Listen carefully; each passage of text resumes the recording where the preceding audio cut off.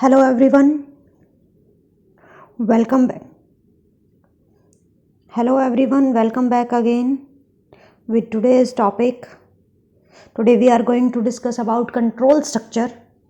Control structure का first part है या फर्स्ट स्टेप कह सकते हैं हम, वो है इफ स्टेटमेंट. जो फर्स्ट पार्ट आता है उसमें हमारा इफ स्टेटमेंट आएगा. इफ स्टेटमेंट में डिसीजन मेकिंग स्टेटमेंट मानी जाती है ये. तो इसके दो टाइप्स माने जाएंगे, एक लॉजिकल और एक अर्थमेटिक.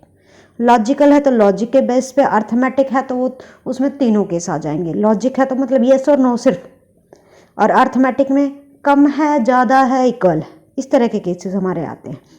तो हम उसके हिसाब से हम अपना दोनों में से कोई भी चीज़ यूज़ कर सकते हैं. तो लॉजिकल इफ़ की बात करते हैं. लॉजिकल इफ़ आगे फर्दर 3 स्टेप में डिवाइड हो जाता है. पहले तो एक सिंपल इफ़ आ जाए, इफ़ एंड हो जाए. फिर लॉजिकल ब्लॉक. ब्लॉक मतलब फर्स्ट इफ़ आ गया, उसके बाद उसका देन पार्ट एल्स पार्ट आ जाए और उसके बाद बंद हो जाए. फिर नेस्टेड इफ़. नेस्टेड इफ़ में क्या है, मल्टीपल इफ़ हैं. एक इफ़ के अंदर दूसरा इफ़, दूसरे अंदर के अंदर तीसरा इफ़, या दूसरे के अंदर फिर चौथा भी आ जाए. तो इस तरह के इफ़ आते हैं, तो that is called nested if.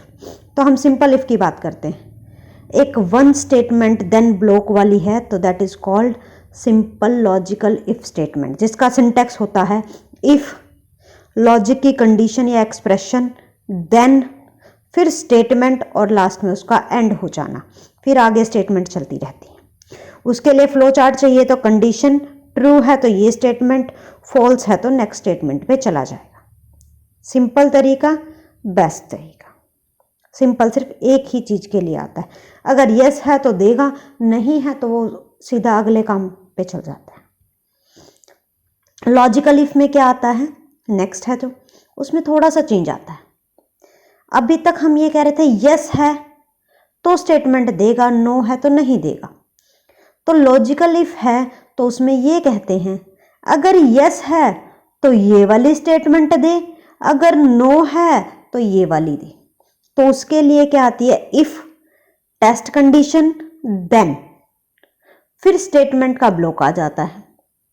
फिर एल्स पार्ट आएगा, फिर दूसरे स्टेटमेंट्स का ब्लॉक आ जाता है, फिर ख़त्म होगा और फिर अगली स्टेटमेंट पे जाएगा. यानी कि उसको अगर फ्लो चार्ट के हिसाब से देखें तो हम ये कह सकते हैं पहले लॉजिकल एक्सप्रेशन, उसे चेक करो, ट्रू है तो ये ब्लॉक फर्स्ट, फॉल्स है तो ब्लॉक सेकंड, अदरवाइज फिर दोनों में से जोन सा ब्लॉक एक्सेप्ट हो जाएगा उसके बाद नेक्स्ट स्टेटमेंट पे चले जाएंगे. ऐसे ही एग्जाम्पल दे दिया उन्होंने 10.1, if x dot greater than y then p is equal to q plus x and r is equal to s minus y. तो अगर ये नहीं है तो एल्स में क्या कर दिया, p is equal to q minus x और r is equal to s plus y, उसके बाद खत्म कर दिया. ये हमारा होता है सिंपल इफ स्टेटमेंट के लिए इफ देन एल्स, या लॉजिकल इफ कह सकते हैं, ब्लॉक्ड, लॉजिकल ब्लॉक्ड इफ. ठीक है, उसके लिए कंडीशंस ये होती हैं. अगर अब इसमें नेस्टेड आ जाए तो नेस्टेड में बताया गया था मल्टीपल इफ स्टेटमेंट. देखो पहले इफ आया, फिर फर्स्ट कंडीशन आ गई, फिर उसका ब्लॉक आ गया, फिर एल्स आ गया, उसके साथ इफ आ गया, फिर कंडीशन आ गई, फिर ब्लॉक सेकंड आ गया, फिर एल्स आ गया, फिर टेस्ट आ गया, फिर कंडीशन आ गई. ऐसे ही लास्ट में एल्स इफ खत्म होते होते एंड का इफ आए, तब तक ये स्टेटमेंट कंटिन्यूज रहती हैं. यानी कि एक कंडीशन के अंदर दूसरी कंडीशन, दूसरी के अंदर तीसरी, तीसरी के अंदर चौथी, ऐसे मल्टीपल चलती रहे तो हम उसे कहते हैं nested logical if statement. Else के साथ ही इफ लगा दिया है, इसीलिए हमें बार बार उनको एंड नहीं करना पड़ता. अगर आप एल्स के बाद एंटर प्रेस करके इफ लगाओगे तो उसको क्लोज करने के लिए, हर एक को क्लोज करने के लिए एंड इफ लगाना पड़ेगा. ठीक है, एल्स इफ स्टेटमेंट भी कहते हैं नेस्टेड ब्लॉक को. ठीक है, क्योंकि एल्स के साथ ही इफ है. ओके, इसी की कंडीशंस लगा दी. अगर ट्रू कंडीशन है फर्स्ट वाले की ही तो ब्लॉक फर्स्ट, फिर उसकी फॉल्स आ जाए तो सेकंड कंडीशन की ट्रू आए तो ब्लॉक सेकंड, अगर फॉल्स आ जाए तो नेक्स्ट की ब्लॉक. ऐसे ही नेक्स्ट n+1 ब्लॉक्स बन जाते हैं और उन्हीं से हम चलते हैं. ऐसे ही इनकी कंडीशन को एग्जीक्यूट करने के लिए कंट्रोल हर एक स्टेटमेंट पे ट्रांसफ़र किया जाता है और फिर फाइनल रिजल्टेंट हमें मिलता है.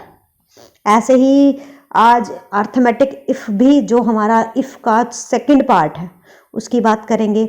इसमें 3 वे आते हैं. पहले तो 2 हुआ, यस वाला हुआ, फिर यस और नो वाला हुआ. अब 3, नेगेटिव, पॉजिटिव और 0 तीनों वाले कंडीशन आ जाए तो उसके लिए आता है इफ, फिर एक्सप्रेशन, फिर L1, L2, L3। जो L1, L2, L3 हैं वो लेबल्स हैं, यानी कि लाइन नंबर्स की तरह हैं। जहाँ पर फर्स्ट अगर आए तो ये वाली लाइन नंबर में जाए, सेकंड आए तो अगर लेस देन है, नेगेटिव वैल्यू है तो L1 पे चला जाएगा, 0 है तो L2 पे चला जाएगा और पॉजिटिव है तो L3 पे चला जाएगा। ये स्पेसिफाइड है। तो ई उसका एक्सप्रेशन है। तो उसी के लिए हमने एक ब्लॉक बनाया इवेल्युएशन के लिए फ्लो चार्ट के हिसाब से। तो अगर लेस देन 0 है तो L1 पे गया, इक्वल टू 0 है तो L2 पे गया और ग्रेटर देन 0 है तो L3 पे चला जाएगा control. That's all for today. अगर आपको कोई प्रॉब्लम है तो आप मुझसे डिस्कस कर सकते हैं और कमेंट्स बॉक्स में ज़रूर डालें कि आपको और कौन से टॉपिक्स की ज़रूरत है। Thank you.